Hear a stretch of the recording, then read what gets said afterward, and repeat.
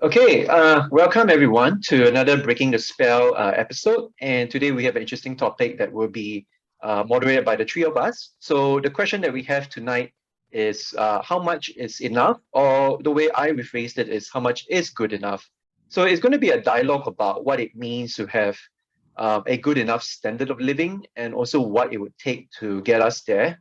And the reason why we want to discuss this question is because so let's think about how, like now, we're in this age of like hyper consumerism, financialization, and also like this emphasis on personal growth, right? So I think we all are not, we are very aware of the constant mantra that we should strive for more. It's never enough. How much we achieve in life, and that greed is good. So whether is it trying to get a promotion and trying to earn more money, or even just materialistic pursuits like buying clothes or having a new car, so we have this like mantra to just accumulate more and more stuff because in order to have a fulfilling and successful, satisfying and probably social media appealing lifestyle, you need to accumulate all these things.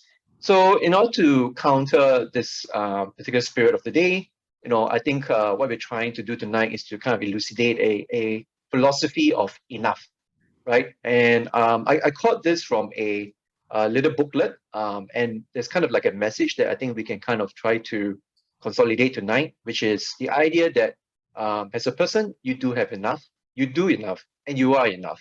But in order to get to that message, to that kind of philosophy, I guess we need to, understand, what exactly that differentiates between, mindless consumerism and the determinants of what makes a good and genuine a good life.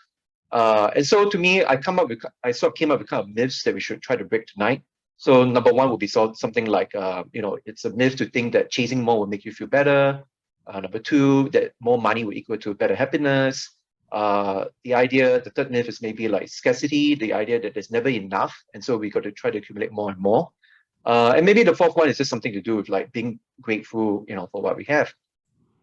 So in any case, the other component to this, right, as to why this message is so important and imperative is because there's also the environmental aspect to this. So there's this show I recommend people to watch on Netflix if you have it. It's called Breaking Boundaries, The Science of Our Planet. And it's really about the idea about our planet having this, planetary boundaries and that we are crossing this irreversible tipping points, right? Like with the insane amounts of CO2 and being emitted, the exploitation and degradation of nature. And if you also heard us before, we've talked about donut economics, which also has this very beautiful illustrated graph showing the boundaries of our economy and how it can actually lead to us tapping too much, right, into the natural resources, and in that process, leaving us even more depleted and tired and having a wasteful economy. So anyway, so that there is a very important social dimension to it as to why this topic is so important. So anyway, like for tonight, look, I'm just being honest. We're going to have a much less structured conversation. I personally myself didn't prepare as much notes as compared to previous videos. So I intend this for us to be more free flowing. Also, as compared to other videos where maybe I try to have a pro and a con side. Okay, there is no other side to this debate here. There is no word farm message of like, oh, we have too little and we actually really need a lot more stuff. So I don't feel any point to try to pay credence to that kind of argument. Okay, so that being said, right, I do want to say a few things as a kind of a caveat, right? That I do think there's a lot of nuance to this debate, and that I don't want a conversation to get into a place where we're arguing that the poor and the marginalized can find happiness and have a meaningful life, even if they're living on very poor standards of living and working in a thankless job or living on $1 a day, right? I don't think that's also the message that we want to send. But so what we're going to try to do tonight is actually find that reasonable standard that we have accumulated from our research, from our deliberation, and something that we'd like to propose. Yeah. At the same time, tonight's conversation actually coincides with this local study in Singapore called the Minimum Income Study. So the idea is that there's a bunch of, there's two local academics who came up with this research on asking Singaporeans, as to what makes for a basic standard of living. Actually, more than just basic standard. Yeah, what's a dignified standard of living? So we will try to cover that a little bit tonight as well. We obviously are not going to be, we are not the researchers themselves, so we won't cover that in great technical detail. But maybe one day we can invite the two of them onto our show. But in any case, what we're interested in is the implications of the study, the feedback that's received, and we want to take time to address the implications this will have on our understanding about equality, fairness, and sufficiency. Okay, and then just one last thing to add is that for tonight, my notes, they predominantly come from this book that I read, which is called How Much Is Enough by Robert and Edward Skidelsky. So they basically have this book where they talk about the good enough life and how exactly should we attain it, and what can society do actually to promote this kind of philosophy. So just to kick off the discussion, like I said, less structure, a little bit more organic and free flowing tonight. I want to ask the two of you, right? As to what are your reasons for being interested in this topic? It's something that I think we all three proposed together. And then I'd like to ask a few personal questions of whether you guys have ever felt that you don't have enough, and whether you've seen people around you who don't have enough as well. Or do you also see people around you who have too much, but they still feel they don't have enough? So yeah, so anyone feel free to take the lead. Okay, I'm going to call out names. Santosh. Okay, my interest in this is to offer alternatives to GDP. And I want to share what are the alternatives to GDP. So if you want to look at what is enough, we need to rethink the measures of progress that we currently have. So that is my main interest, and I want to cover a bit more about the alternatives that we have to GDP. Currently, they are already being piloted in New Zealand, Iceland, and Scotland. Scandinavia? Oh, Scotland, yeah. Yeah. So one Scandinavian, Iceland, and then one in UK, Europe, Scotland, and then the third one in New Zealand. So we have a good mix of 3 countries who have developed their own alternative indices that is very exemplary move by these countries. So that's a top-down shift. Yeah, and that is what I want to talk about. And that's my reason for coming on the show and wanting to support this book discussion. Yeah. Okay. And then the other one, it's, I think they are, I mean, to your other part of your question, right? I think there are people who can model exemplary lifestyles of contentment and satisfaction and wholeness and true inner wealth. Yeah. So I think as much as we talk about like material and financial wealth, which is exterior in nature, there are counter veiling views and narratives about what wealth truly is. And there are people who lead a life based on inner forms of wealth. Yeah, and that's something else that I think I would like to also cover. Okay, before I go to you, Unsu, just again to repeat my question, have you ever felt a time where you don't have enough? Oh yes, definitely. Yeah, I have. Yeah, I do. Yeah, I think there were moments definitely, that where I felt like I didn't have enough. Maybe once when I was studying overseas, and I realized that a huge part of my savings were channeled to an investment that didn't go well, and then I suddenly felt like the loss of hard-earned savings all just going away, and that got me into scarcity mindset. Yeah, and I can totally relate to that. Cool. Yeah. So my interest in this topic is actually quite related to one of our earlier episodes on Jason Hickel's book Less is More, which explored a lot of the economic and political dimensions of this topic. And tonight, I'm just like Santosh mentioned towards the end, I'm interested in exploring the personal and the spiritual dimension of this question, because if we believe in this idea of degrowth, that we should accept that our economies can't just keep growing forever, and at some point we need to either accept that it's a steady state economy or it's an economy that actually, where the GDP shrinks. Then I think it's really imperative that we all question the extent to which we already have enough. We don't need to keep amassing more. And I want to explore the idea that actually there is enough on this planet to be shared with everyone, for everyone to live flourishing lives, and that it is our mindset of scarcity that actually is a self-fulfilling prophecy, that it's this very mindset of scarcity that creates the scarcity in the first place.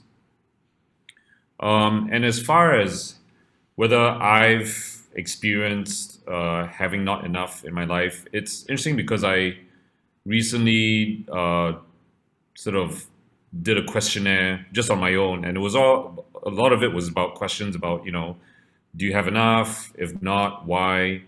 And I realized that actually, for the most part, I feel that materially I have enough, that, that's not an issue for me. But where I started realizing I feel I don't have enough is even simple things like mobility. Like I don't have enough exercise, I don't have enough movement, I don't have enough sleep. It's just these basic things. And I started wondering, given that I have material sufficiency, why is it that it's been so difficult for me to actually convert that into these other basic things that I don't have enough of? And so that's a question that I'm still sitting with for myself. But then I also think that it's relevant to just society. Like if we just look at our society with all its material wealth, why is it we haven't been able to convert that into just decent lives for majority of people? Yeah, that's great, man, Unsu. So let me piggyback off that a little bit. Same like you, I also feel that this question is pertinent because of the idea that we are proponents of a degrowth society. And, in order for us to meet that kind of challenge, we have to actually construct some kind of measure as to what is good enough. Because, there will be some people who be opposed to that idea, and they will want to argue for their right to consume as much as they're entitled to feel like. And that is, that is what do you want to call it? A manifestation of the current political, social, economical climate that we live in. That the idea that we can meet ever perpetual standards of growth. We can always have better tech, better goods, better products. We shouldn't stop. Go all the way to the moon or go all the way to Mars, and find even other sources of other resources to exploit and to then perpetually grow the economy. And to me, I think that's a death trap. I think it's a spiral, and it's not going to lead to a very good end for all of us. So I think there's really that existential element to it, right? So that's that. And then at the same time, I think what you just described is exactly right. This idea that even though there should be many people who feel out there that they have attained a reasonable amount of material wealth and sufficiency, but yet they still feel like it's still not enough. That's one. And two, they got to keep up with the proverbial Joneses of the neighborhood, of their friends. And that brings into what I personally would like to share, which is even for me, like I'm pretty I would say, yeah. I mean, I'm not trying to blow to my own horn here, but I'm pretty confident that even though I don't have a lot of things, I really don't. I don't even have a car or a house, and I have very little assets. But I know that my life is good enough, and I can see that even when I compare myself to my peers. Many of them who probably have their own property, who have their own car at least, who have I know friends who have 30 to 60 pairs of shoes.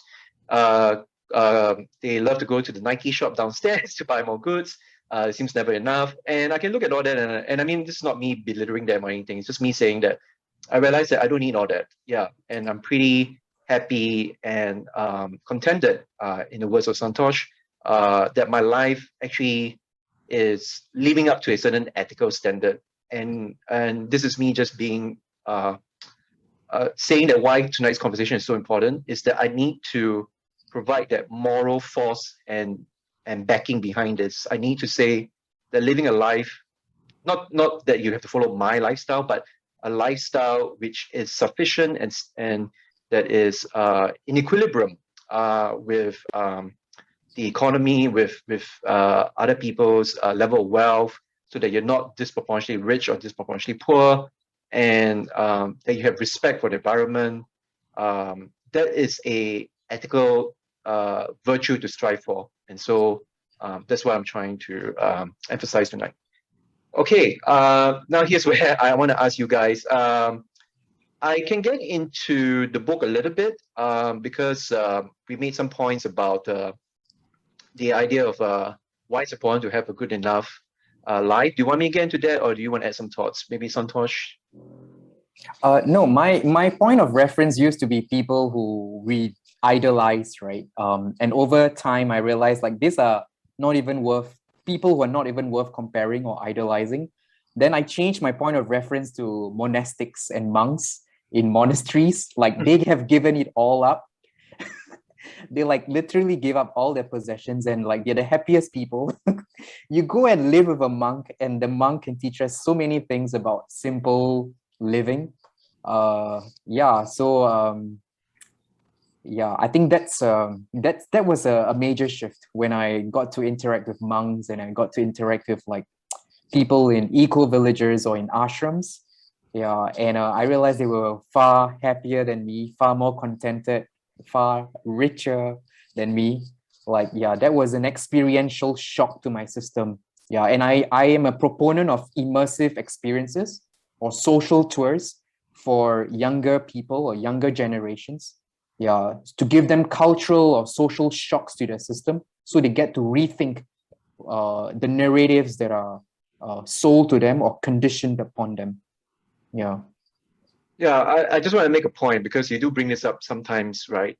That personally for you, right? Your role models are the what we call the ascetics, right? Which is the monks, the I don't know, pastors, people of religious authority that have given up a lot, right? Philosophically, we would say that they have lived a life of detachment, so they're not as attached to material goods and security and all that. Like I Although want to I say, have to say, in Singapore, pastors aren't always detached from material goods. oh, that's a brilliant point. Yeah, the Yeah, prosperity so gospel movement and yeah.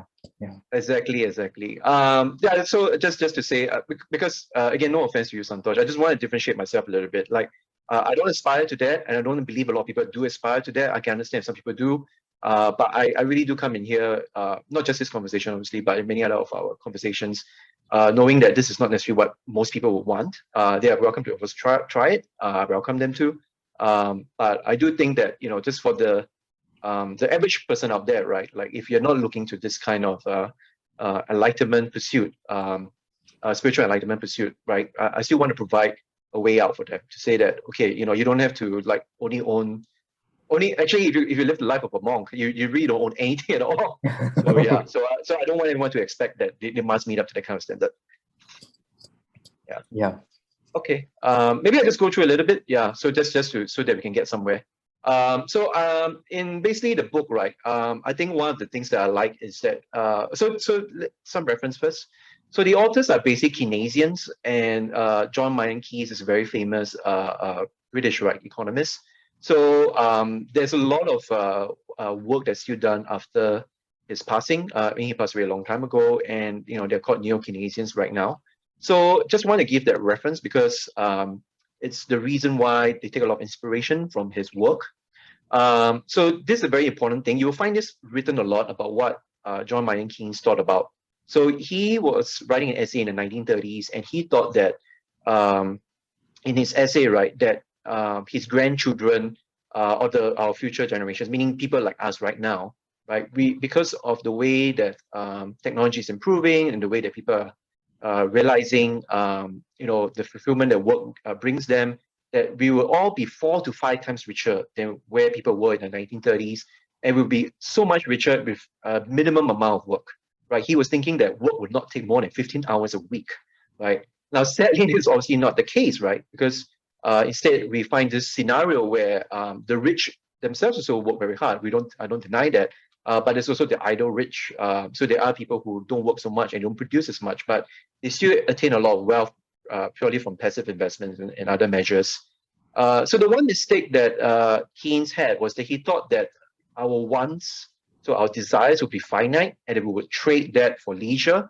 But it sadly turns out that human psychology shows us that we can have very insatiable wants, right? And it's very relative also, because if you say live in Singapore versus you live in a more a less first world nation country, probably your wants will be very different from what we have here.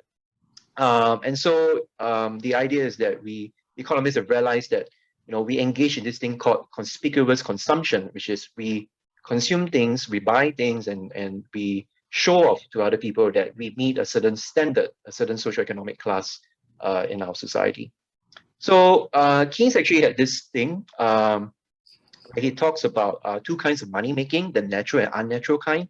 And I think that's something that we can think about. So natural to him is something that's enough to sustain a good way of life. And the idea here is that once you've met a certain standard, you wouldn't try to keep accumulating. But a natural way and a natural way of money making is to keep wanting more and more. And money then becomes this property, as they put it, like a serpent. And you're just in this perpetual cycle of just trying to accumulate more stuff. But the problem is that there is a certain ethical evaluation of this, right? So for example, imagine the person who, just because he has the money, he chooses to have, let's say, 10 beds, for example. I mean, you don't need 10 beds, literally. Or some people don't really need 10 cars as well, but they just have the means to be able to do it. That's not a very natural way of money making. Now, in the book, right, and also not just from the book, sorry, I should say also, like in many other accounts or the way that other economists and scholars have worked out this problem about a good enough life and trying to find that objective standard. They've tried to use the measurement of happiness. So they'll try to, for example, come up with a certain value. Let's pretend, let's say, I believe this number is quoted quite a bit, 75,000 annual per year. And the argument is that this is sort of like the minimum to meet a certain level of happiness, and that trying to increase any more beyond 75,000 is not really going to lead to more exponential increases in happiness. But what I like from the book is that the authors don't try to use happiness as the what do you call it, the dependent variable, because they feel that it's like a bit what's the word? It's quite iffy, and the idea is that they give an example, like if you have someone, like say a student that's failing at their school results, but they use Prozac to kind of counteract their depression. And so they're sort of trying to meet a certain minimum standard of happiness, right? While not doing so well in school, they pose the question, is this really better? So in any case, right, instead what they go for is this philosophical concept. I think for the two of you obviously would have heard this before. It's a Greek concept called Eudaimonia. So it's not happiness, but it's more like a good life. So it's a kind of goodness which everyone can kind of meet up to, and that is desirable, and people wouldn't have like fierce objections about it. But what the authors worried about is how can we have an objective measure of this, right? So they consider the idea that all our cultures are very diverse and it's very variable, obviously, but there's still, within all that diversity, there's still some similarities and commonalities. So for example, human beings generally want to have stable relationships. We generally own some form of property, and we generally engage in activities to procure the necessities of life, food, water, and shelter. So in the end, what they came up with is this broad agreement. And I'm going to give you the elements now. These elements that will make up a good life. So it's called. So the 7 of them is the variables are health, respect, security, personality, harmony with nature, friendship, and leisure. And they make the argument that if you lack in any one of them, they consider you to be like injured and deprived of a good life. So the interesting thing about this one, I feel, is that it's very different from what most other economists use as variables. So, for example, in the minimum income study, they use the variables like having opportunities to education, employment, work-life balance, access to healthcare, choice to participate in social activities, freedom to engage in cultural and religious practices. So again, this is all great. It's not that it's necessarily that different. It's just that what I like from the authors is that they say that they don't want to just talk about capabilities and access. They want it to be fulfilled. So say the dimension of health. It's not enough to just say that, oh, I have access to healthcare. You got to be a pretty healthy person to have a good life. So that's why they want to go beyond just saying that it's just about the capabilities and the access. And by doing that, then you actually have a much more stronger argument for political action, because now we're trying to say that the state should ensure that people are like this, that they are living a good enough life in that society. And it also will make things very interesting depending on the kind of country we're talking about. So say if we look at a poor nation, right, they will have very different problems from us, right, a rich nation. So for a poor nations, they will probably have to work on building resources and making sure that there truly is access to the resources. But whereas for us, we may have to work on the opposite end of the problem, which is we may have to worry about how, as Unsu mentioned, you can be someone driving, working so hard, but in the end, you still don't feel fulfilled and you still feel impoverished, even though you do have all these material resources. So one other point to make is just that really that they feel that these basic goods are universal, they are final in themselves, so they're not like a means to an end, not like money. Like money is a means to an end, but health is basic, it's final, right? They're not part of each other, so you don't need one or the other to obtain as a necessary condition to obtain the other. They all are kind of indispensable and in of themselves. And yeah, so that's pretty much the arguments for the elements that they talk about. So what do you guys make of it? Give me your thoughts. And I can go through some of the elements. Yeah, You go first. later. Yeah, I'll go first. So for me, it's very clear the economists should be working on a new set of indicators to reflect the values of what we just mentioned. And so there are new indicators that we should be paying more attention to. There is the OECD Better Life Index. Yeah. So that is one index that is worth looking at, and that's worth using as a benchmark for well-being and not just growth or development. The other one is the Doing Good Index that is also publicly available. The third one that I found in my research is the Social Progress Index. So these are already three alternatives to the GDP growth accounting formula. And now some countries, and there are three countries who have actually developed their own well-being indices, as I've mentioned earlier: Iceland, New Zealand, and Scotland. Now, what these countries have done is an amazing job at translating what we talked about, which were principles and values, into indicators that we can then measure and benchmark. So Wales, for example, launched the Well-Being of Future Generations Act in 2015 with the aim of improving social, economic, environmental, cultural well-being in the country. Scotland, in 2018, launched a national performance framework that looked at 11 national desired outcomes, including inclusive, empowered, resilient, and safe communities, reduce poverty, and things like that. Now, based on these 11 outcomes, they distilled 81 indicators. Some of the 81 indicators are the following: loneliness, community ownership, food insecurity, and wealth inequality. Now, we don't need to look at GDP, a single digit, to determine our success or our progress as a nation. We can now look at a wholesome basket of 81 indicators, and Scotland is leading that. Iceland, in April 20, the government approved a framework of 39 indicators to assess the country's well-being, focusing on social, economic, and environmental factors. Indicators include trust in politics, mental health, which is a very important determinant of well-being. You can be rich and wealthy, materially and financially, but you can be spiritually and mentally impoverished. Job satisfaction, work-life balance. Who talks about, like everyone, all the talk in Singapore is about work-life balance. Here is a country, Iceland, that has came up with an indicator amongst 39 indicators to measure work-life balance and to benchmark citizens on this indicator. Environmental and social justice. So this is no longer fluff. These are no longer talks about motherhood statements, about principles and values.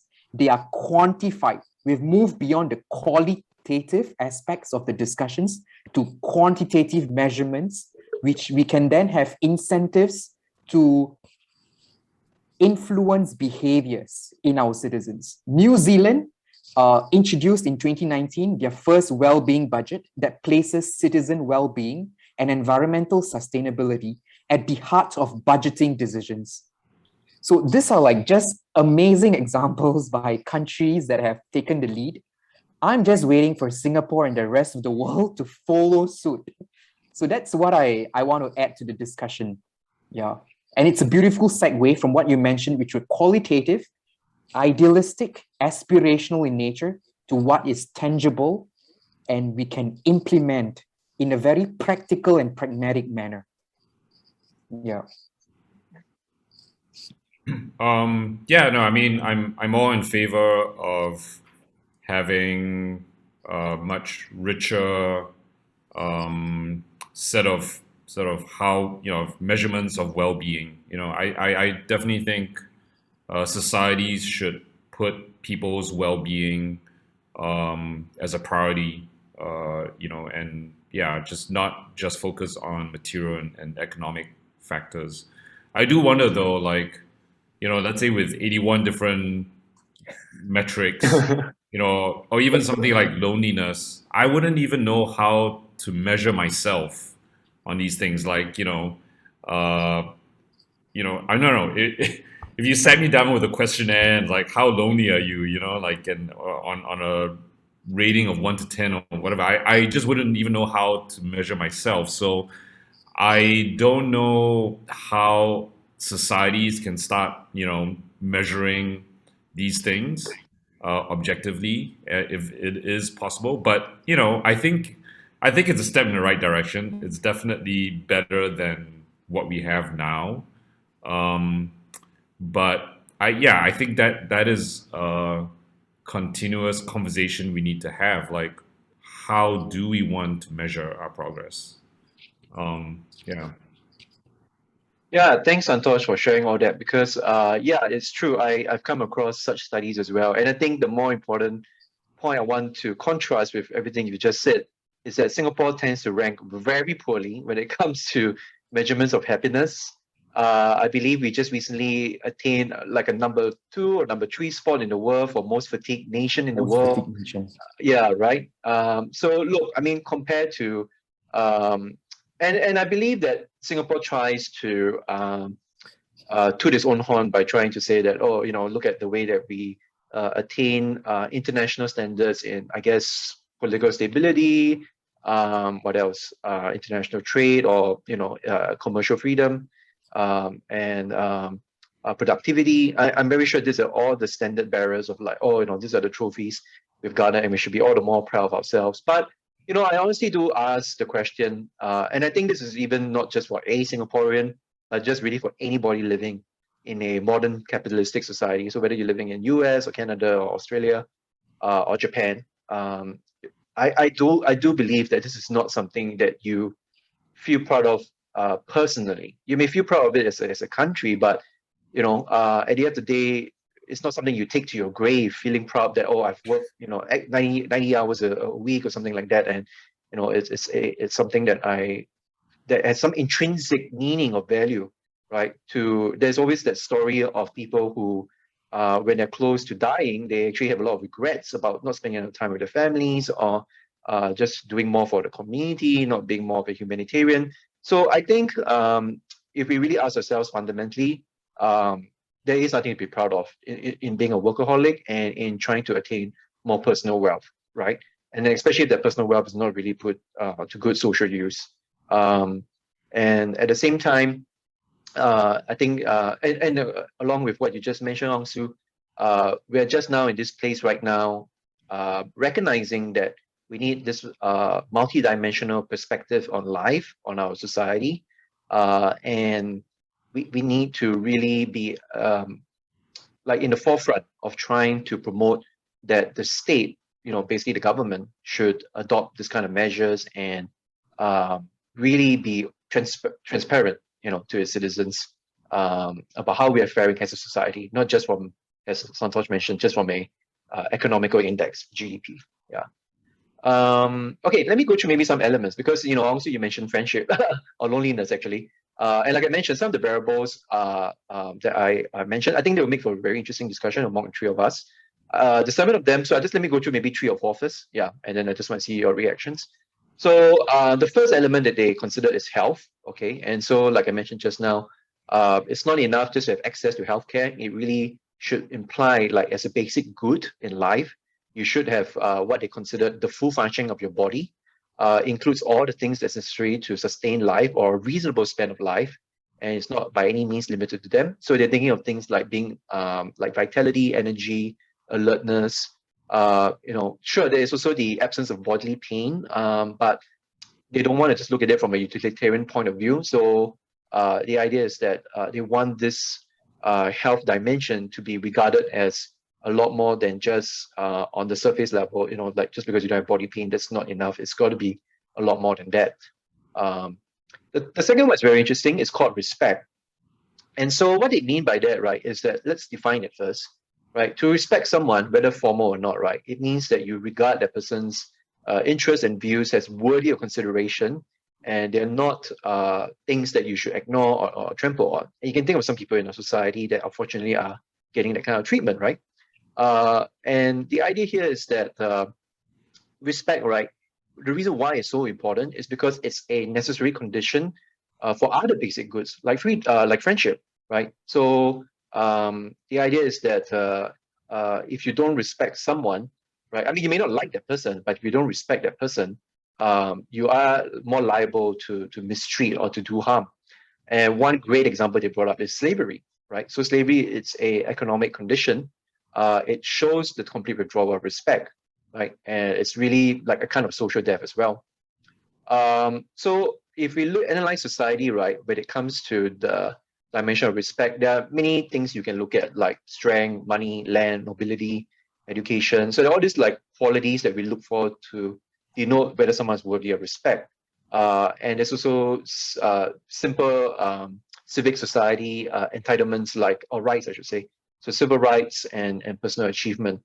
But the thing for the authors is that they feel that, look, this is something that is sort of granted as a precondition. Like, no matter what you do in life, right, you are supposed to be entitled to your own personal civil rights. So this is not something that they care too much about, but instead, what they look at is the equality of what they call formal respect. Because as I mentioned just now, when you look at things like nobility, credentials, that's where you can see a lot of inequality. And you can see this divide between classes, right? Whether someone's got a education, whether someone's as in like has a tertiary education versus someone who doesn't have a tertiary education, someone who's very wealthy versus someone who's not wealthy. And there is this scenario where the elite, right, basically are quite separated from the common man, and they don't have to feel any common citizenry with the rest of society. And so to them, it's very important that to achieve a much more equitable level of respect, we do have to look at the distribution of wealth and income. Yeah. The third one is security. So this one is quite interesting. It's the idea that as an individual, you are justified in expecting that your life will go on undisturbed by major events like war, crime, and major social and economic upheavals, right? So if these things do happen, right, then it's very hard, for example, to have friendship and to have leisure, which is something we'll talk about later.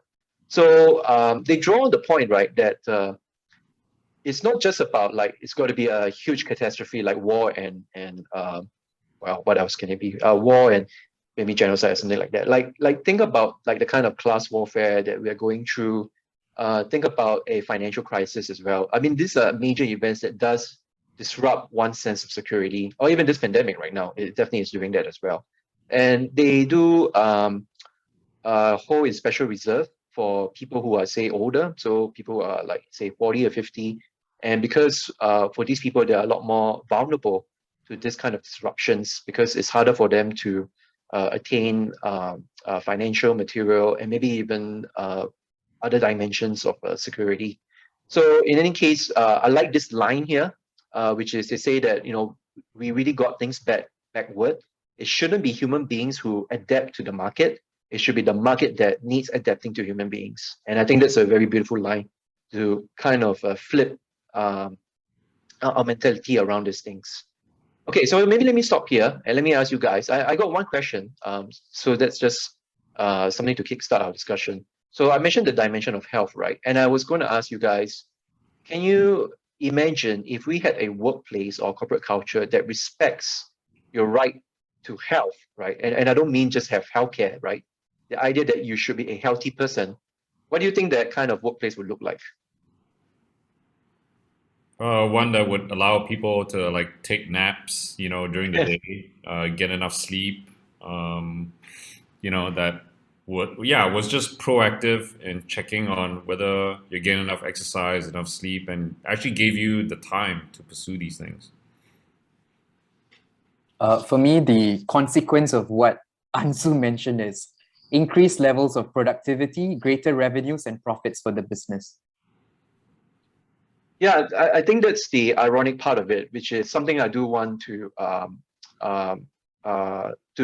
mention, which is, yes, you can see that there is this whole drive for corporations to provide more welfare benefits, and it's something that's talked about like as if corporations are on this agenda to show that they have a soul, and by portraying themselves that way, they want to look like as if, oh, we recognize workers' needs and we recognize that to be a productive worker, you deserve to have better welfare. So whether it's like having a pool or snooker table, or even for very big MNCs who can provide free lunch for their workers, that's also some of the ways that they are trying to portray their image.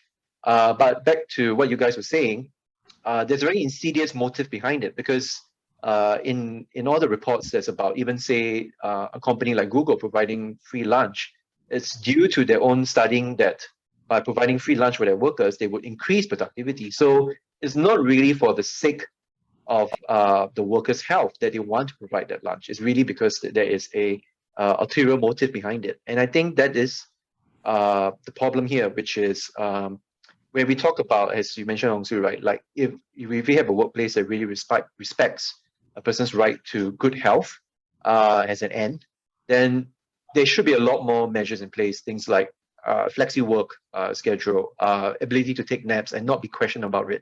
I mean, personally, I even know like some people who just because they like surfing Facebook while they're working, they get reprimanded. I'm like, it's a small thing, right? Like this kind of micromanagement really has a detrimental effect on people's sense of security and also like dignity in the office place, in the workplace. Yeah.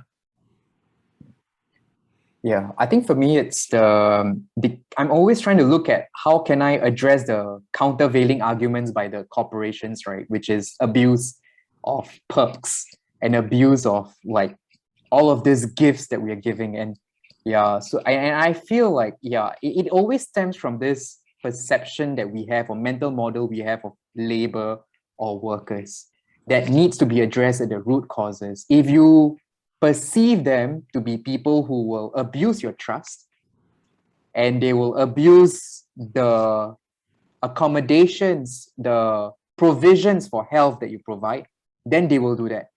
But if you provide them, if you perceive that they are worthy of trust, they will repay that in kind.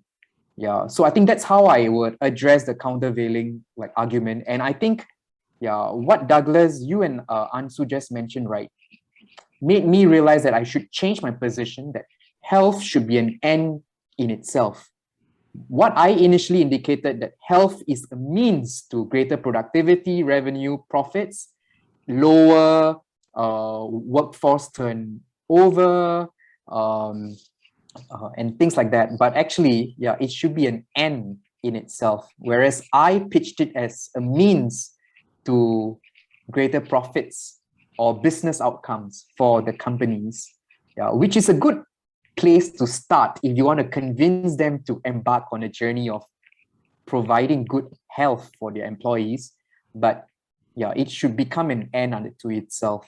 Yeah, so that's the position I want to change based on what I initially said. Yeah. I've also been thinking like, uh,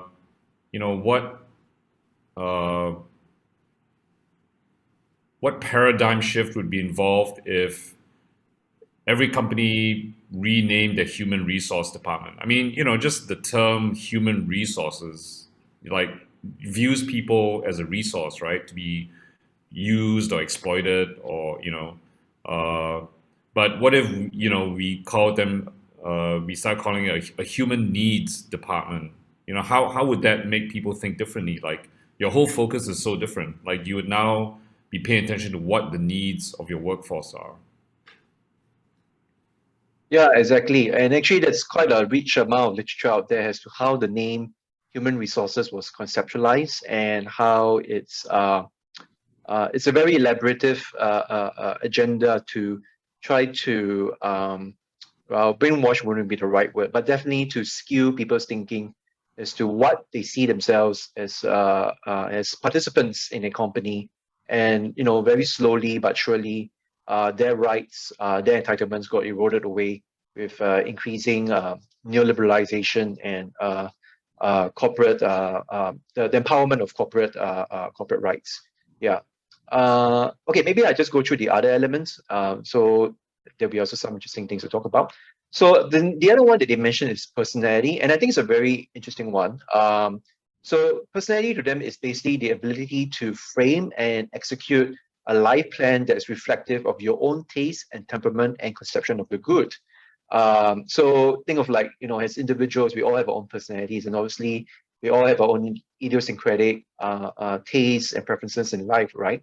The question for the authors is because they don't want a measure that imposes a rigid and fixed way that people should be able to express themselves.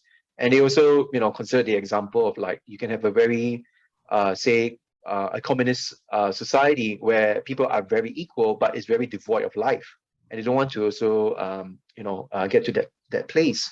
So they see that certain things, like, for example, private property, for example, is kind of an essential safeguard for personality, because it allows people to live according to their own tastes and ideals, right? But the important thing here, the important distinction here is that, as compared to the mainstream free market thinking, right, where property is just treated as a way to just accumulate more and more stuff, and you're supposed to be allowed to do that, they rather see it as an issue of concern that people should not be allowed to to own several properties, and hence leading to this concentration of wealth. And then also it deprives other people's ability to have their own personalities, right, in terms of the kind of property they can own. So they do think that property needs to be properly distributed, or it cannot be it cannot do its ethical job, as you put it. The next one is harmony with nature, and I think this one is pretty explanatory. So basically, the idea that people deserve to have a sense of kinship with animals, plants, and the landscape. And what they consider that is kind of new because of the way that we live right now is that, as compared to the past, where people say, they use the example of Paris, where people will only need to walk 30 minutes to get to a rural setting. Now we have to walk 6 hours through crowded traffic to have access to a rural setting. And they consider this as kind of like a kind of typical symptom of what they call urban malaise, right? And that, I think it's very similar to what we discussed in our video on Civilized to Death. There is a certain yearning to return back to nature. And I actually thought of a friend of mine who came out of this acronym, sorry. So she felt that she doesn't have attention deficit disorder. She has nature deficit disorder. And she feels that, like, living in Singapore, all of us suffer from that kind of alienation. Yeah. Okay, then the next one is friendship. And so this can sometimes be like as synonymous with the idea of a sense of community, but they don't want to package it that way. They look at friendship as sort of like, look at all the different people in your life, right? So you got your father, you got your spouse, a teacher or workmate, and they're all friends to you. And in any culture, this kind of configuration would obviously vary. Some people may have bigger families, some people may have more friends. So they don't want to necessarily describe that there's a fixed way of having attained this good. But the idea is that we do need friends. We do need some people in our lives in order to meet our pro-social needs, right? Yeah.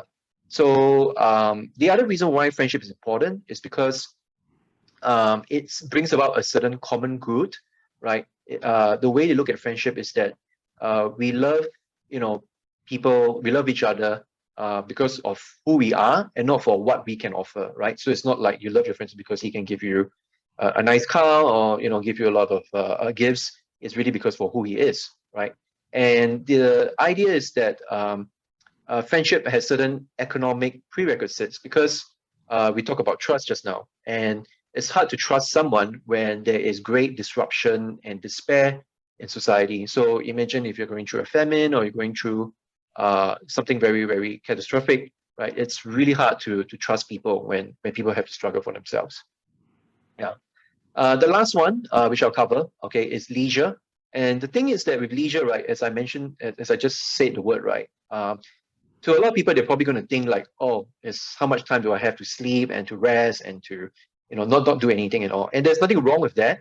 But the way this authors have conceptualized leisure is actually more to do with an active pursuit of activity for its own sake, right? So the idea is that you're not trying to say, learn how to sing, learn to play a musical instrument, or to garden for the sake of making more money. You're just really doing it because we derive a certain pleasure from doing it.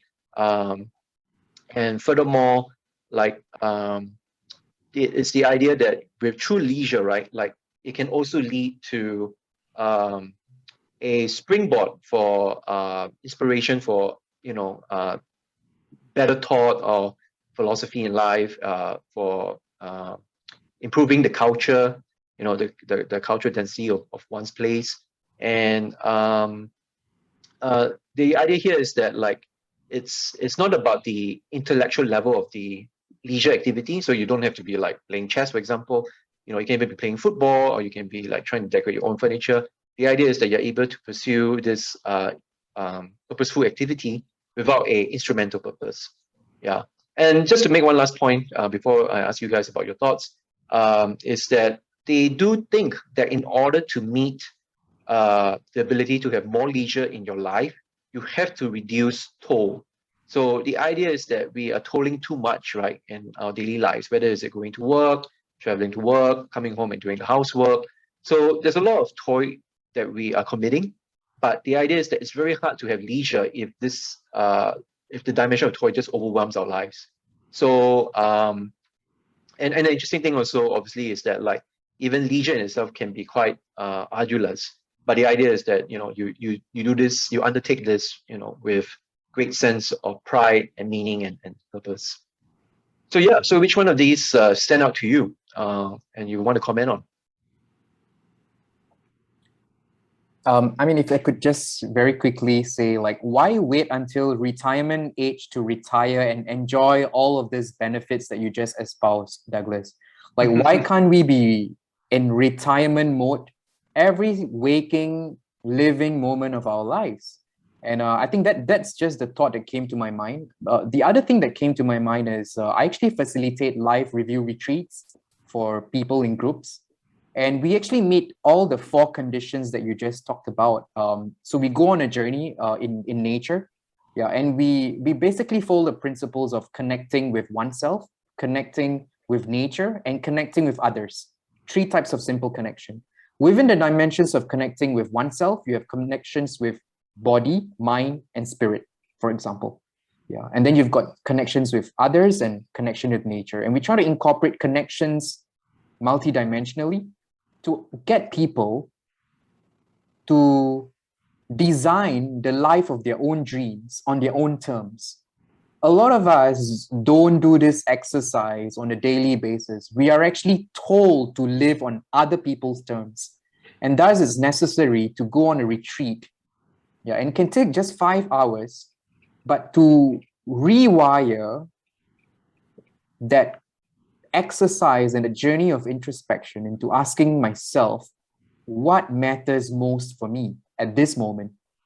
And then asking and probing again the next week, what matters for me again? Yeah, and so this kind of simple exercises are actually very powerful because they compound over time and they give one a sense of assurance that they are truly charting a life or a course that is on their own terms and not being led on a path that was designed by someone else. Yeah, so those are like just two of my most simple reactions on the 4 points that you just made. Yeah. Cool. Yeah, I mean, I think it's a good list. I think the ones that are most meaningful to me right now would be leisure, because I love reading. So I just want lots of free time to read books. Friendship, I think, is very important. And I like the point about personality. I think uh, cultural expression is, yeah, it's just very important to, being able to live a meaningful life. I don't remember if you mentioned transcendence as, on that list, but I feel that's something that people need in their lives as well. Just something that allows them to feel feelings of awe or to feel like they're part of something bigger than themselves. Um, and I mean, for some reason, I'm thinking of Maslow's pyramid of needs, and whether this list kind of maps onto that pretty closely. Yeah, I do think on the transcendence point, right? Like, because I think that's usually regarded in a very spiritual manner, right? Fashion. And perhaps like it also depends a lot on what you mean by that. Like, do you imply that everyone's going to feel like they got some religious affiliation and then hence that meets a certain standard of a good enough life?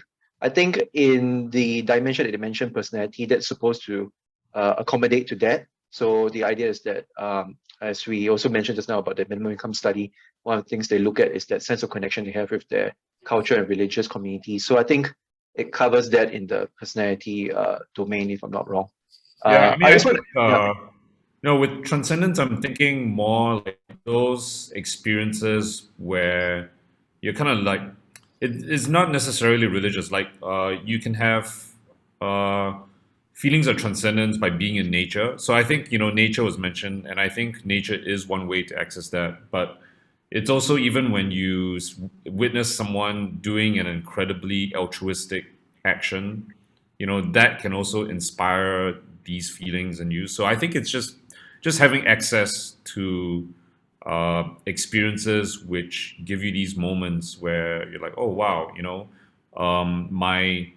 my view of the world was so limited until now. Now it's more expansive.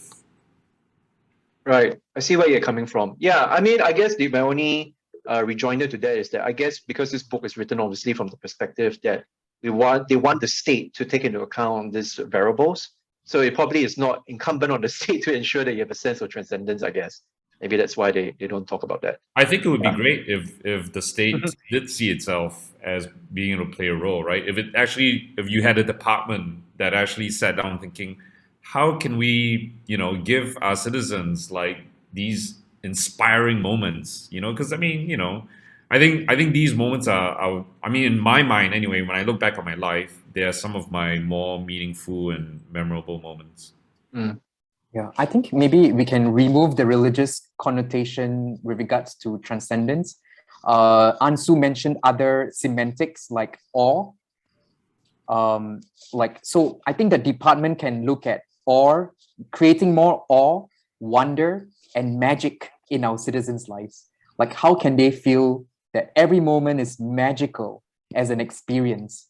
I'll be part of that government department's citizen experience design team. So yeah, I'll be willing to join anyone if you're intending to lead up that department. I would like to be specifically in that department. All wonder and magic. Yeah, the Ministry of Magic. Okay, I just have a few comments because I realized that I wrote this down and I want to make some points about it. Like the one about nature, right? Like I do feel like one way I would want to describe this in Singapore is that when you look at what we're doing right now with so much land clearing, and this remodeling of our country, right? Yes, like I mentioned, I guess in the Civilized to Death video, we are paradoxic. We have a paradoxical nature of having being called the green sea, because we do have a reasonable amount of greenery around us. But at the same time, I feel like a lot of it's very artificial.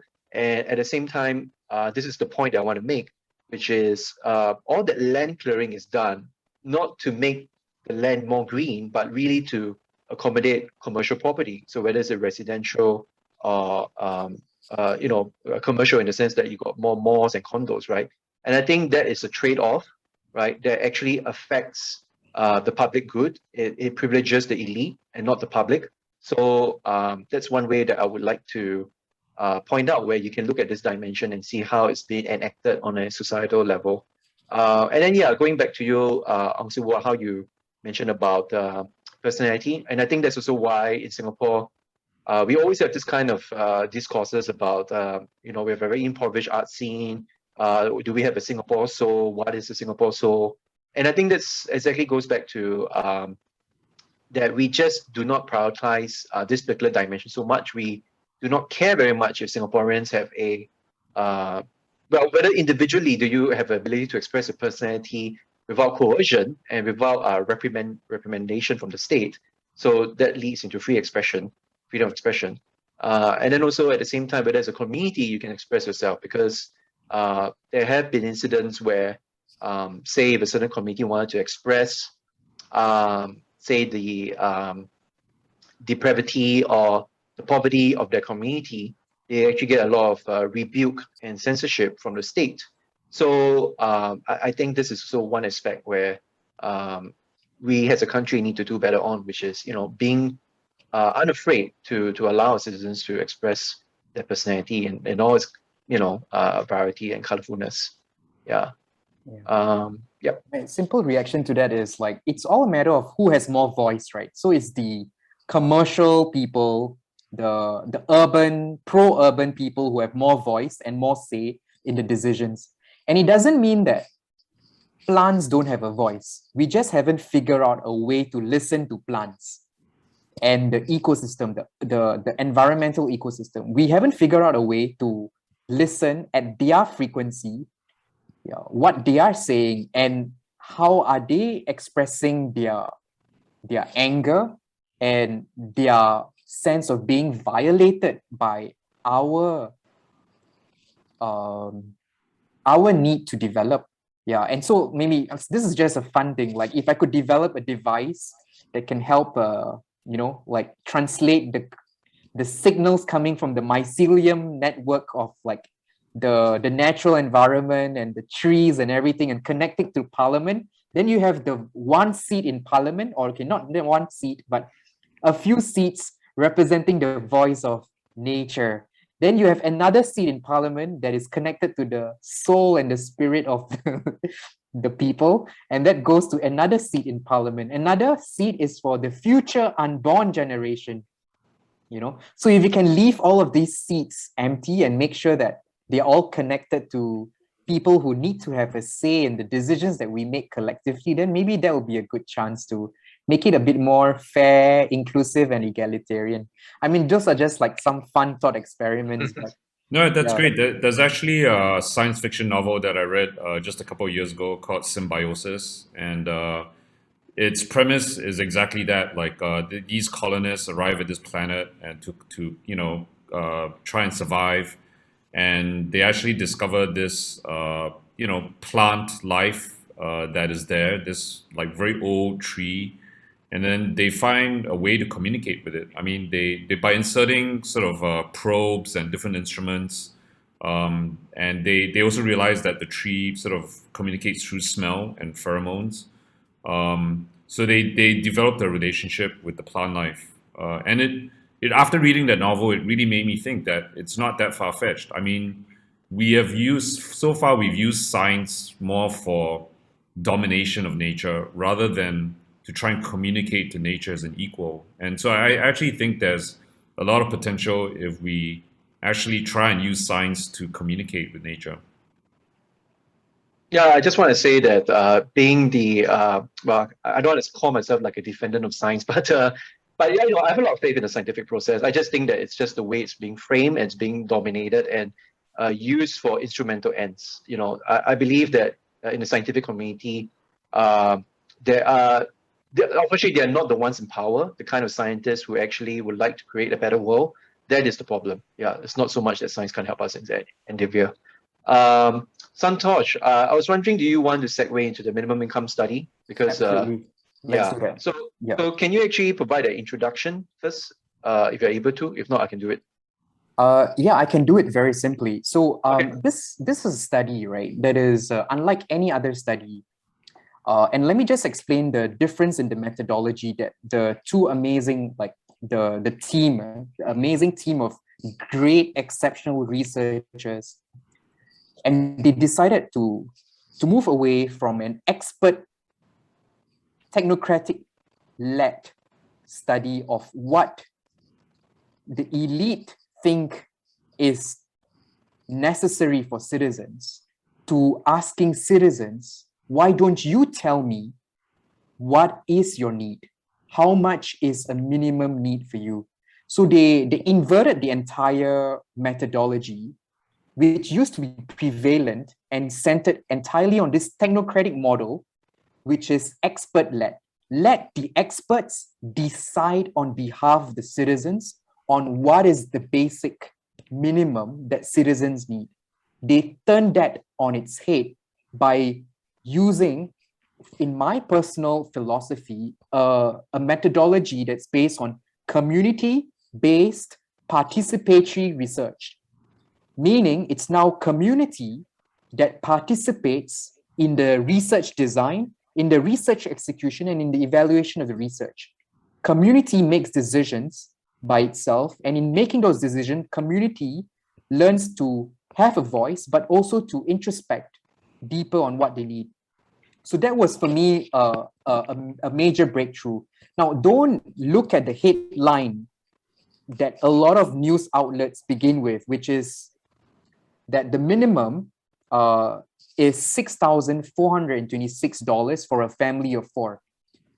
The Ministry of Finance, after the study, they gave an excellent presentation, which you can find online. But I think what I want to center the discussion on is the rebuttal, the almost immediate rebuttal by the Ministry of Finance that there were flaws in the design of the study, to which the two researchers gave their counter arguments to the rebuttals by Ministry of Finance. And that's what I want to focus on, which is to evaluate the arguments by the Ministry of Finance and stack them up against the arguments provided by the two researchers, Dr. Ng Kok Ho and Professor Teo Yu Yen. Yeah. Now, so in terms of methodology, they made it very clear we want to move away from the technocratic, expert-led methodology. We want citizens to come and tell us how much they need. Yeah. So this is what they said, right?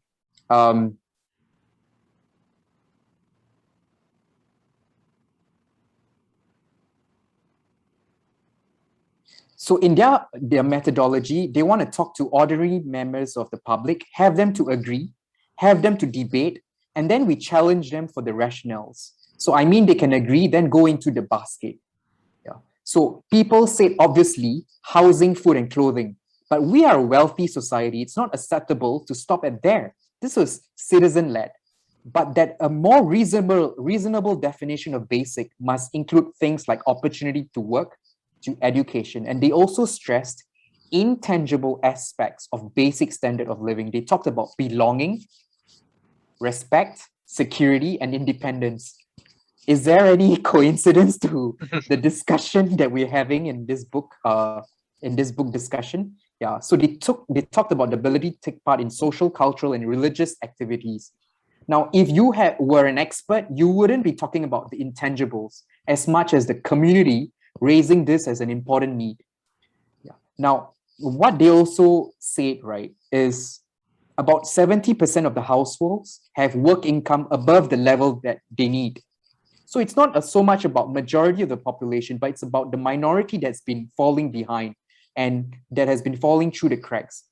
And when we look at households with children at different ages and then deduct government subsidies, the average and 2-children household needs for a basic standard of living actually falls below $6,000. If we divide it between 2 earners, each earner must earn $2,906. That's for us a much more important figure than the $6,426 that everyone's attention is on. And that's a starting point that the researchers recommend for talking about a living wage in Singapore. So with adults with 2 children, each parent must earn $2,904 for the family to be able to meet basic needs. This number, and if you take away CPF, the gross is $2,484. It's below $2,500. The median in Singapore, mind you, is in fact 56% higher. This is what Kokho said. I don't know, but then most Singaporeans realize how high earning our society already has. But progressive wage model, as Dr. Ng Kokho highlighted, falls closely short. It's about 40 to 50% short of this amount. So this is the main argument that I think we need to be focusing more of our discussion on. Yeah. Okay, just in case someone's watching this as an international viewer, just want to make the point that basically what Santosh has elaborated is how we have these researchers who have discovered that in Singapore, and I have my figures here as well, right? Like for an elderly person who's single, the person should make at least $1,421 per month. If someone's a single parent with 1 child, aged 2 to 6 years old, that person should make $3,218. And as he mentioned, if it's a family of 4, 2 children, that household should make $6,426. So I think if you live in the first world country, you will realize these figures aren't that terribly high. They're quite, I guess you would say, achievable, because Santosh mentioned is the median income allows for most people to meet these figures, right? But as he mentioned, it's really a certain class of people, and I believe that they will be considered the cleaners and the other very low wage workers who can't meet this kind of standard. So I think the interesting thing about this, and that's where I like to then bring up my point, right, about what I took away from this hoo-ha over this study, was that there's a lot of detractors, and the detractors looked at the numbers and they said, how can it be so high? And isn't many of the things that's counted in the basket are luxuries? So for example, something that was counted was tuition, enrichment classes, holidays. So these are all like goods which people took issue with because they felt that like a basic minimum standard of living would not entail that you need to take a holiday, would mean that you do not have to have any tuition at all. And of course, the government also fought back with the idea that if you're low income, you can have access to, say, enrichment classes that are provided for low income families. And my issue with that is that, and I don't want to name this person, but he is a famous blogger and a person who does a lot of corporate sponsorship of a certain electronic company. Like he actually came out really emotionally against the study because he felt like even though he is someone who travels a lot and who does a lot, like I mentioned, corporate sponsorship of a certain product. He felt like this was outrageous. The amount being quoted, the items that I mentioned shouldn't be included. Now, the only reason why I'm not going to name this person is because he deleted the post. And I think the reason why he deleted the post, he realized the backlash that he garnered from saying all that. Because my challenge to someone like that is that if you're someone who claims that he does not need a holiday, he does not need tuition, he does not need enrichment classes, especially if you're someone with special needs children, then please, spare us, right? The idea that you can live without all these things, you do need them. And I think it's furthermore incredibly unjust to expect that the poor should live a life of tormentorous frugality. And I even think there's certain fetishization of how the poor should be behaving, like as if they're going to be constantly struggling, they should be grateful, and that they're not entitled to all these things. Like as if you see someone who is working class and owns an iPhone, that in itself is an affront, right? So I think also, if you're a Singaporean out there, I believe that you're not going to deny that by now it's become almost a basic need to have tuition for your children. There are many teachers nowadays who would tell their students that if they can't answer, if they can't answer what's going on in school, please feel free to ask their tuition teacher, as if that's a given, as if everyone has a tuition teacher.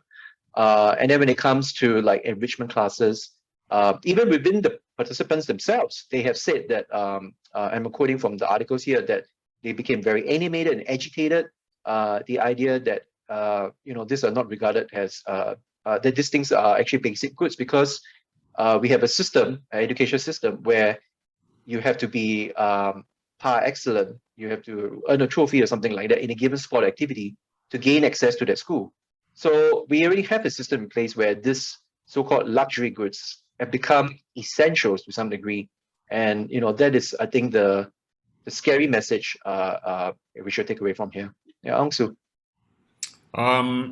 Yeah, no, I'm thinking of one of the researchers, Teo Yo Yen. She had a book called "This Is What Inequality Looks Like," and I remember very early on she's talking about how she does encounter people. Let's say like this blogger who says, I don't need these things, and she was kind of pointing out that there's a big difference between someone who has the options to do all these things and actually voluntarily chooses not to do them, and someone who is, in a lower social economic background who doesn't have those options at all. Like psychologically, it's a huge difference. And yeah, because I can imagine a lot of people in a more privileged position who is saying, oh, I don't go out at all. Like I don't go out to restaurants or anything, and think that this is something that, you don't need. But I know it's a big difference knowing that, if you wanted to, that there is that option. So yeah, I'm just thinking about that. I don't know. I think I may have mentioned this in one of our previous conversations. I mean, the ultimate litmus test for me for any detractors is to say, okay, would you be willing to trade places? Exactly. I mean, that it just comes down to that. If you really think it's fair, then why don't you trade places? Not, let's just say, even for a finite period, just for a month. Would you do that? So yeah. Yeah, I just wanted to bring to attention that a local activist, Jovelin Wam, once, I think it's him, once challenged the Prime Minister to try to live in a HDB setting. And I think that, obviously this challenge was not met, but there is a certain intent behind it, right? Which is we are inviting the rich and the privileged to feel what it is like to live a different, low economic class lifestyle. And I think people are afraid of it. You don't even need to experience it, honestly, to me, because like you mentioned, Ongsu, it's very different if you always have the freedom to check out. You can never really feel experientially what it feels like to be of a lower socioeconomic class, and to not have that freedom anyway to be able to go on a nice holiday, or to believe that you have a comfortable retirement nest egg, or that your children will be able to go to Ivy League school.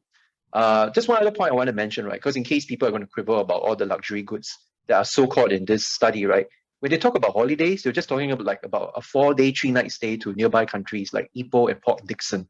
When they talk about luxuries like going for leisure, like movies, it's just like a GV movie ticket, a Teo Heng KTV studio, Kallang Bowling, Pasta Mania. I mean, these are all just very, very average casual places. We're not talking about people choosing to put in like the ability to go to Wolfgang steak restaurant, or some other like expensive location as a necessary good. I mean, these are all very normal day-to-day activities that anyone living in a suburban neighborhood in Singapore would should be allowed to go, and should feel that they're not so deprived that they can't have access to these places. Yeah, I mean, I just had 2 simple reactions, because we recently concluded with the International Day for Eradication of Poverty in Singapore about 2 weeks ago on a Saturday. There were quite a number of breakthrough moments for me personally.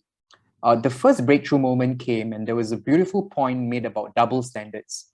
Now, this is the point that was made about double standards.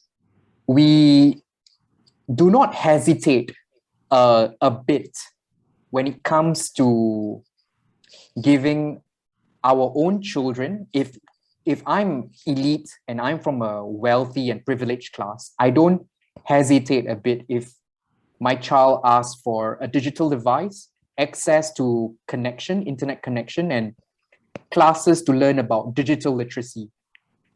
But there is a great deal of hesitancy when it comes to considering whether the child of a low-income person deserves the three basic goods of devices, literacy, and connectivity. And so therein lies this double standard, right? Why hesitate so little when it's your own child? And why hesitate so much when it's someone else's child? That in itself was quite provocative for me. And I think it's in line with what you mentioned, right? Like, would you hesitate a bit if I asked you to go and live with one of these families just to experience how life is all about? Yeah, so that was the first breakthrough moment for me, which is about double standards. The second breakthrough moment, right, for me was something I never knew all along, which is this whole concept of internalized self-stigmatization. Now, a lot of these families, they feel that these goods are for worthy people, and they don't feel they're worthy enough to even possess these goods. And so there is an internal form of self-stigmatization that is already telling them that they don't deserve such goods. Yeah. And that in itself, right, is the biggest mental barrier to overcome. You can set up a system where you provide access to devices, literacy, and connectivity, but none of these people will come and take it. So the point that they made was availability does not mean accessibility, because it's about an accessibility from the prisons of one's own mind, where I don't even feel I deserve it to begin with. So it's this lack of deservedness that needs to be tackled more deeply for people to even realize that they can have access to opportunities to work and to study and to a better standard of living. Yeah, so those are like the two breakthrough moments that came for me when we were having this discussion on poverty in Singapore. Yeah, let me just, thanks Santosh for sharing that. I just want to buttress that with the idea that you mentioned a lot about the digital divide, right? And this is what I assume precisely we're talking about for people who are lower, a poor economic, socioeconomic class, right?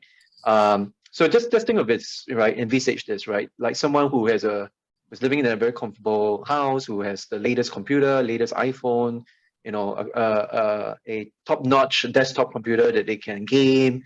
They have a printer. And this person's, let's say, the children of their family, you know, is schooling, right? So it's very easy for them to do their homework because they have all these nice things, right? But contrast that with someone who may not even have a computer. That's really one major disadvantage. Don't have a smartphone, don't have a printer, and you know, imagine the kind of obstacles they have to confront, right? Like they may have to go to a friend's house to do their work. They may have to go to a community library.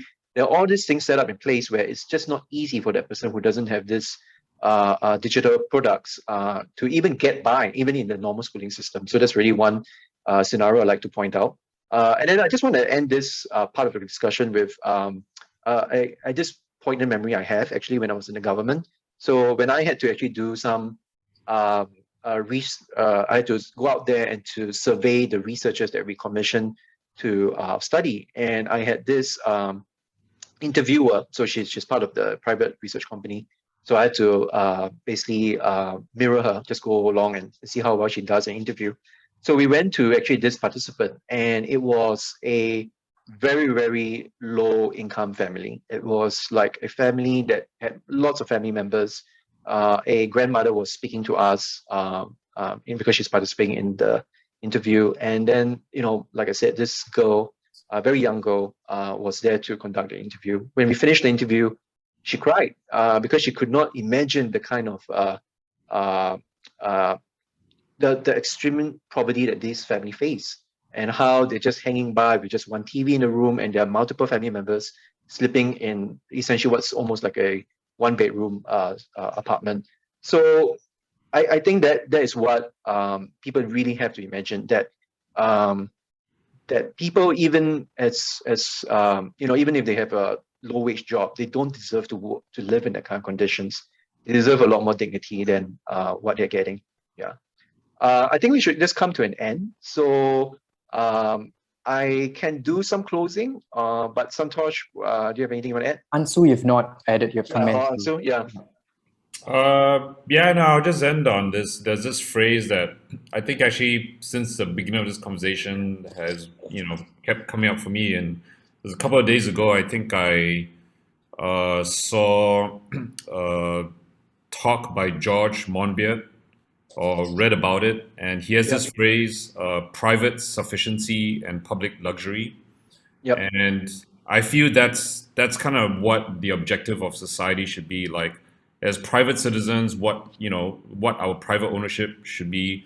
Everyone should have sufficient belongings or possessions, to meet all these different needs, right? But then I mean, most of us have more than what we need for sufficiency, while others have much less, and we should just balance that out until everyone has private sufficiency. But then there will still be excess resources which should go into public luxury.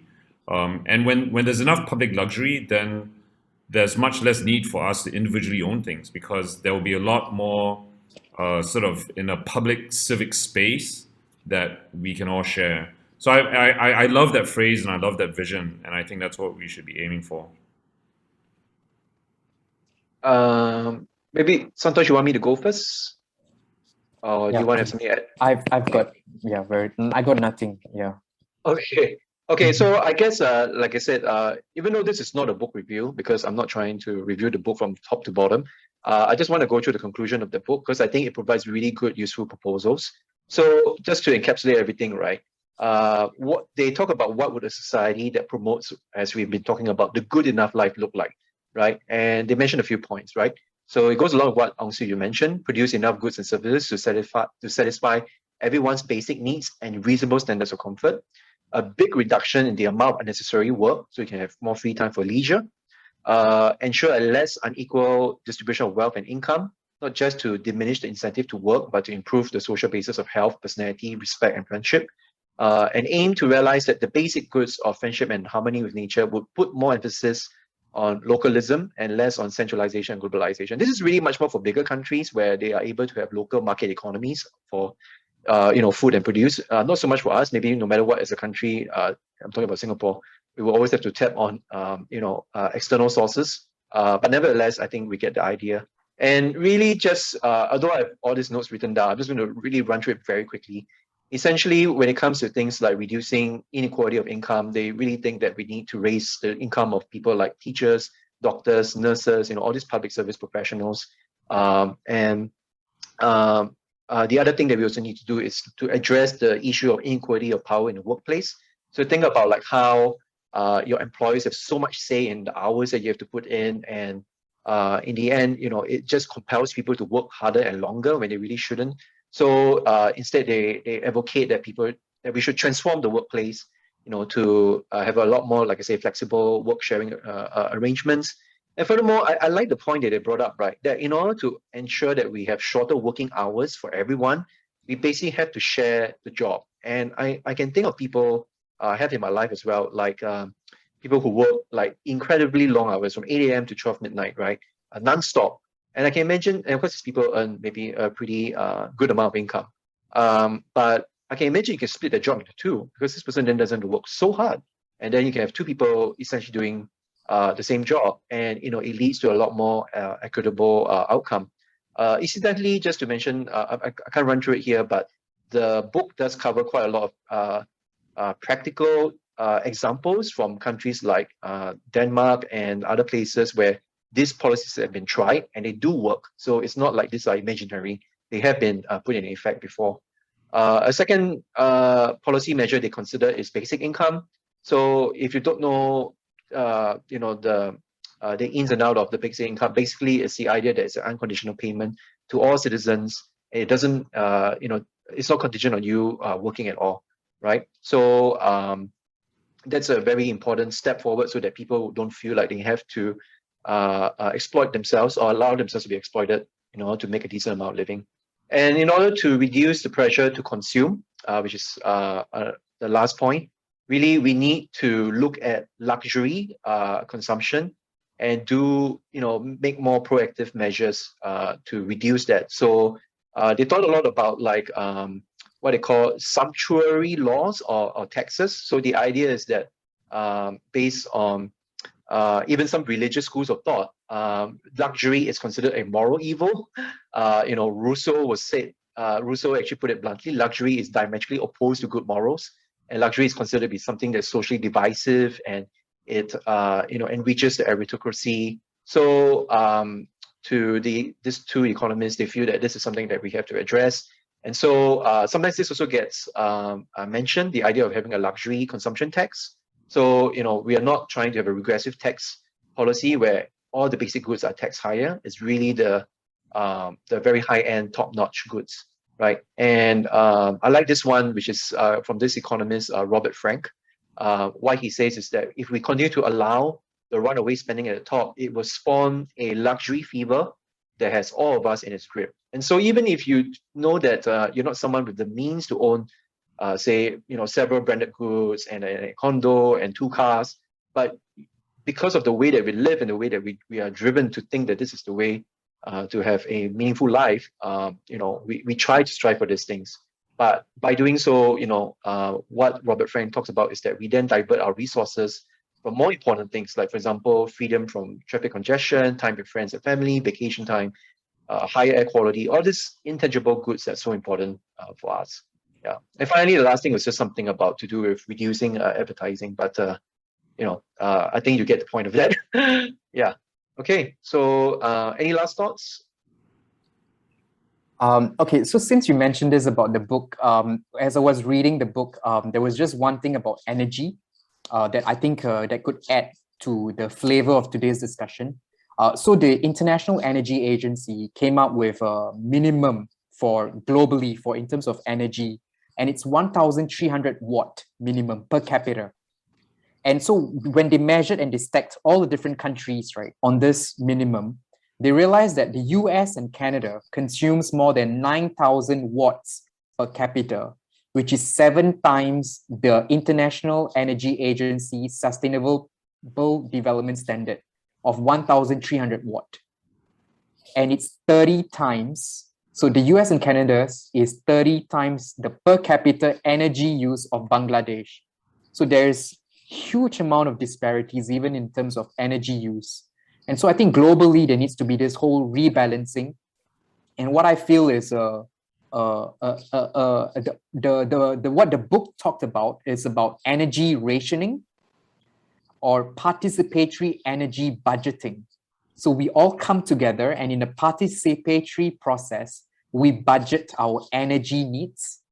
And those who don't need a lot, they can put it in a combined pool for those who need more to take and to share. So I think that's like a great model that I learned from the book.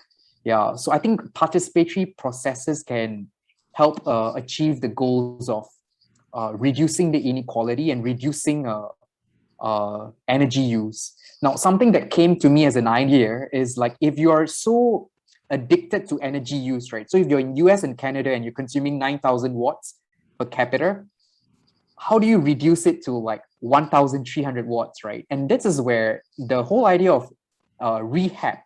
So rehab is a great like tool that is used for alcohol or drug addiction.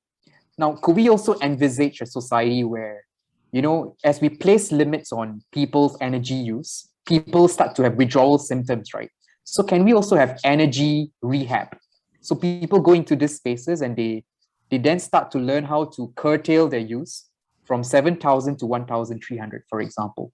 So the whole idea of rehabilitation, which was previously applied to the problem of addiction to drugs and alcohol, can also be applied to the addiction that we have today to energy, which is prevalent in the developed world. So that was just some things that I learned from the book. Yeah, Okay. I like both those those things. I think participatory energy budgeting, great idea, and energy rehab, great idea. All for it. Yeah. So we've now come to the end of the conversation. Thanks so much, both of you, Unsu and Santosh, especially Santosh, with that last bit of your takeaway from the book as well. I just want to say one last thing, which is like, I know that maybe in our discussion, we went through quite a lot of the social level analysis of what we think a good enough life would entail. So of course we didn't so much dive into like, oh, personally, what can you do, right, to have a good enough life? But I think in general, there really isn't much more to say. I mean, there is all our other videos where we talk about, being careful of the fear of missing out, and the idea that let's be more considerate about the environment. So I think if you just really do a good self-assessment and look at your lifestyle, you can really discern as to whether are you exceeding actually the standards of what's a good enough life, or are you actually deprived of it based on those things we just mentioned? Yeah. So anyway, we are coming to a close for tonight's talk, and we look forward to seeing you in the next one. Good night, guys. All right. Thank you. Thank you.